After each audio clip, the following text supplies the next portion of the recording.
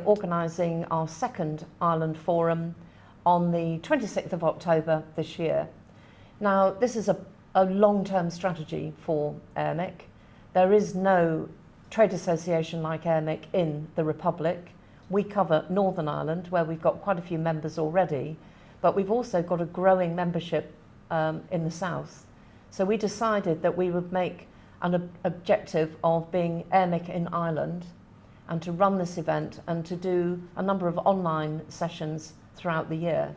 So it's a real strategic investment and sense of direction for us. I mean, from a long-term perspective as well, Ireland has a new significance in the advent of things like Brexit and so on. Do you see Ireland as being now a gateway for access between Europe and London?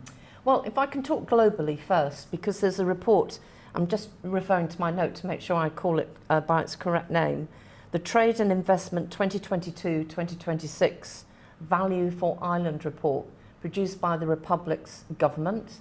And what we notice in that report is that global trade is perceived as essential for the future prosperity of the Republic. So it's not just a gateway to Europe. I actually think it's Ireland's gateway to the world, which appealed to us. But of course, post-Brexit, we're very keen to keep very close connections because many of our members have got businesses in mainland Europe. And therefore we achieve a number of objectives: the collaboration between North and South, which is very important, the gateway to the world, and also therefore the gateway to Europe. It is our stepping stone to remain current. And we're very active members of FIRMA, which is the Federation of European Risk Management Associations. And therefore Ireland adds value to our membership of FIRMA as well. So if I were to be a delegate coming along to your event in Ireland, what could I expect? Well, it's like a mini AIRMIC conference to an extent. It's a full day event. We have a number of keynote speakers, a number of breakout sessions. We've got some fantastic partners that we're working with, which have grown this year. So we're putting on that event in partnership with them. And actually quite a lot of the people who are partners with us in the UK, you find they have separate businesses in the Republic. So it actually also consolidates some of our relationships with our partners as well as our members. Now, the keynote speaker that we've got is Jennifer Carroll McNeill, and Jennifer is the Minister of State at the Department of Finance for the Government of Ireland. She's actually tipped as a future Prime Minister, and she's a really interesting, vital speaker who has an opinion, I think is the best way I can describe it. So we're absolutely thrilled that Jennifer can be with us. We think we're going to have a backup speaker with her from the Central Bank of Ireland as well, and I'm just organising who that will be. So we kick off the day with a really interesting scene setter on the sustainability of the finances in the Republic. That's what we've asked them to talk about. Because Ireland have an interesting problem, or the Republic do, because they're doing very well financially, and per head count after Luxembourg, it's probably one of the most wealthy states in Europe, which I think might surprise a lot of people. And it's a question of, are they going to spend the money or are they going to save the money? And I guess to some extent that depends which government is in power.